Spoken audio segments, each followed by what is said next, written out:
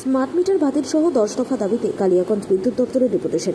Prepaid smart meter প্রকল্প বাতিল সহ 10 দফা দাবিতে শুক্রবার কালিয়াগঞ্জ বিদ্যুৎ দপ্তরের ডেপুটেশন কর্মসূচি করল সারা বাংলা বিদ্যুৎ গ্রাহক সমিতি। এদিন দুপুরে বিবেকানন্দ মোড় রেলগেট থেকে একটি মিছিলের মাধ্যমে কর্মসূচির সূচনা হয়। মিছিলটি মেন রোড, সুকান্ত মোড় এবং কালীবাড়ি হয়ে রশিদপুর স্থিত বিদ্যুৎ দপ্তরে পৌঁছায়। ডেপুটেশন কর্মসূচিতে নেতৃত্ব দেন সারা বাংলার বিদ্যুৎ গ্রাহক সমিতির অরুণ সেন, সনাতন দত্ত, এছাড়া নজরুল ইসলাম ও ধুলাই সরকার।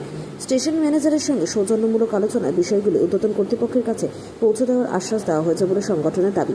তবে দাবি পূরণ না হলে আগামী দিনে বৃহত্তর আন্দোলনের পথেও হাঁটার হুঁশিয়ারি দিয়েছে সারা বাংলা বিদ্যুৎ গ্রাহক সমিতি। আমার নাম হচ্ছে অরুণ সেন, আমি বিদ্যুৎ গ্রাহক সমিতির রাজ্য কমিটির সদস্য।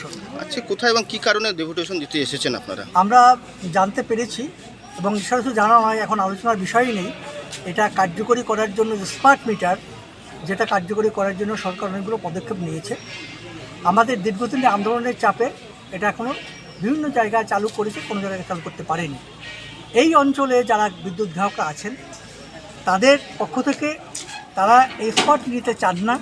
তারা এই বিরুদ্ধে লিখিতভাবে এখানে স্টেশন মানুষটাকে জানাচ্ছেন যে আমরা স্মার্ট মিটারের বিরুদ্ধে, আমরা নিতে চাই না।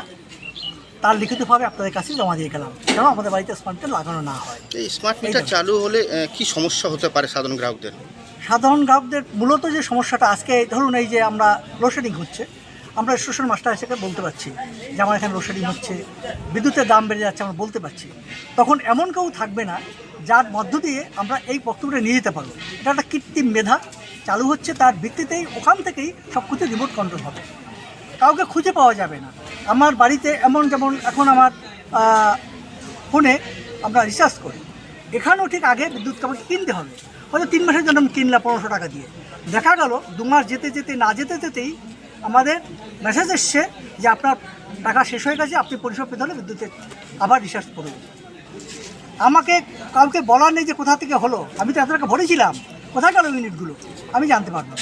এই যে কতগুলো অমানবিক দৃষ্টিভঙ্গি স্মার্টের মধ্যে চালু করছে, এটাকে ব্যবসায়িক কাজে নিয়ে যাচ্ছে।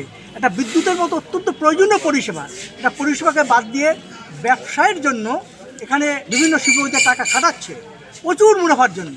এইটার বিরুদ্ধে আমরা স্মার্ট মিটারের যে করছে তার বিধান